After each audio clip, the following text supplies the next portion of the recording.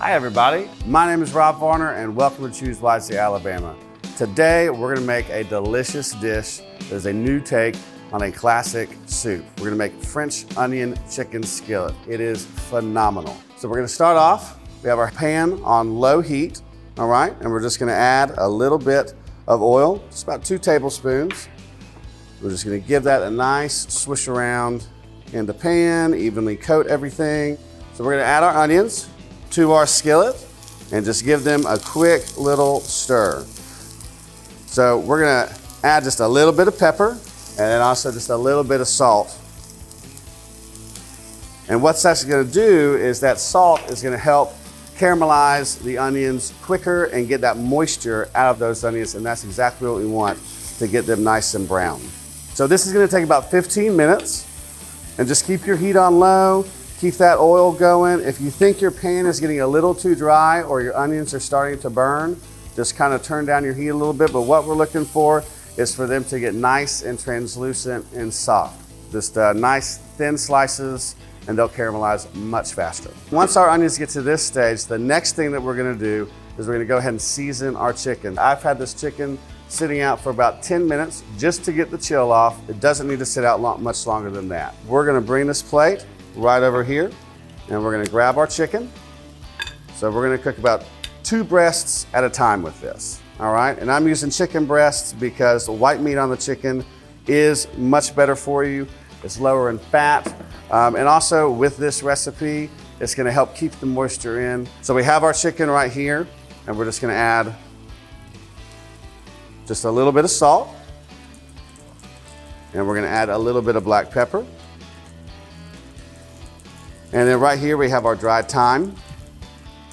And that's just gonna add a little bit of earthiness to your chicken breast. Let's give these onions a stir again. Man, they are looking beautiful. Then we're gonna flip our chicken and just add a little bit more seasoning to the other side. So a little bit more thyme and just a smidge more salt. And then just a touch of black pepper. And so we're just gonna let our chicken sit here and rest until our onions get to the point where we want them. All right, so it's been about 15 minutes now, and look at our onions. They're nice and translucent. Look at that pepper on them. Gonna have that nice little kick to it. So we're gonna move our onions over to the side, and then we're gonna get to our chicken. So let's turn our heat up to about a medium high. All right. And let's just transfer our onions and set them aside to get ready for these delicious plump chicken breasts. So now that we have our pan clear of onions, we're just gonna give it a quick wipe, just so we don't have any residual onions that might get burnt. And we're gonna add the rest of our oil, which is about 2 tablespoons. And we're gonna give that a nice coating on the pan. And now to add our chicken breasts. You always want to add whatever kind of protein you're ever going to cook in a pan, you always want to add it away from you so the oil doesn't come back and splash you in the face or on the hands. Trust me, it doesn't feel good. So we're going to cook these chicken breasts for about 5 minutes on each side, and then we're actually going to set that aside and bring the onions back in and then kind of pull everything together. All right, y'all, it's been 5 minutes. Let's flip it over, and trust me, you're gonna like what you see when we flip it over.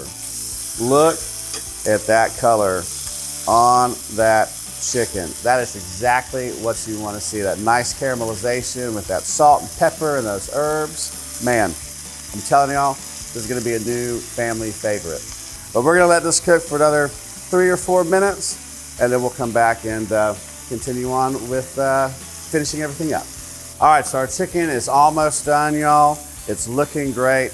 If you don't have a thermometer in your kitchen for meat, definitely go out and buy one. They always just make sure that everything's cooked properly. It doesn't have to be an expensive one. It can just be, you know, a $7 thermometer, but I am a very big proponent in thermometers. One thing that you're looking for whenever you're looking for done chicken is you can give it a quick little touch, and if it doesn't bounce back at you, it's not quite ready. So if you notice, I'm touching and there's still a little bit of give to the chicken, that means it's not quite done inside. But for this case, that's okay, because we actually want to take this off before it's all the way done, because we're going to finish it off here in just a second. And we're going to get our breasts and just set those aside. And we're going to give our pan one more quick little wipe, and not necessarily get all the bits of chicken and maybe some onion. We want those to stay in the pan, because once we add the broth, that's going to help season our broth and make it much more rich and deep and flavorful. So we're going to add our onions back to the skillet. I'm going to use different tongs for the onions, since I already used these tongs for raw chicken. So we're going to add our onions back to the skillet, give those a little stir, and then we have some cornstarch. So we're going to add that in there. It's just about 1.5 tablespoons with our trusty wooden spoon. And we're actually going to give that just a quick little stir. All right, and let's just evenly coat that. Swirl them around in the pan just for about 60 seconds, just to kind of cook off that raw cornstarch flavor. All right, now for the fun part. We're gonna add our broth to the pan, and we're gonna bring all of this deliciousness together. So when you're adding your broth, you wanna make sure that you add a little bit at a time. Otherwise, you could get lumps from the cornstarch and everything like that. So I'll show you what we do. So just add just a little bit. You're gonna get those bubbles and that steam, and that's exactly what you're looking for. Give the bottom of your pan a good scrape. Get up all those nice crispy bits. And look, our onions are already turning brown because of the broth. All right, let's add a little bit more.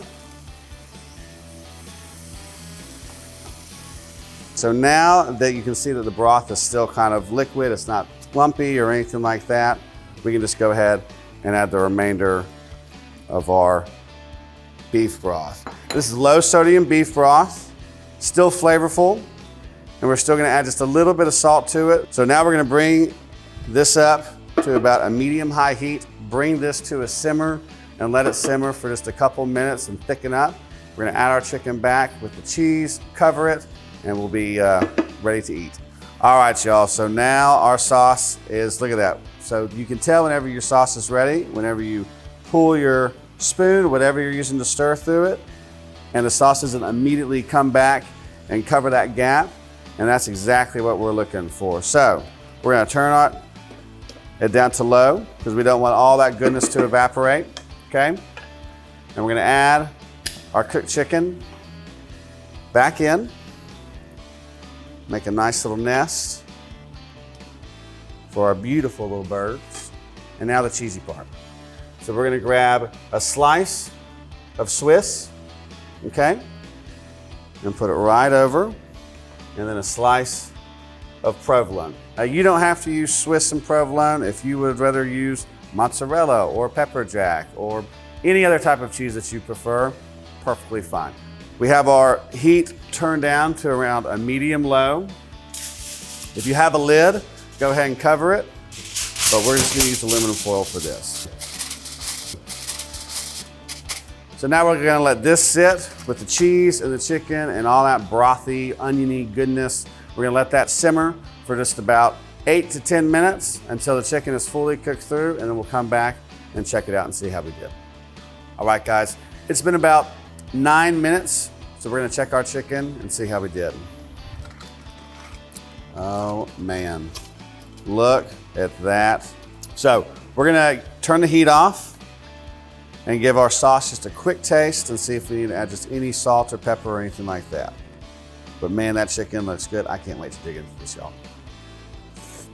Sauce is perfect. It doesn't need a thing. This is gonna be your next favorite dinner right here. Well, guys, thank y'all very much for joining me. Once again, my name is Rob Varner with Choose Wisely Alabama. You can find this recipe and plenty other delicious recipes on ChooseWiselyAlabama.com. Thank y'all for joining me. I'll see you next time.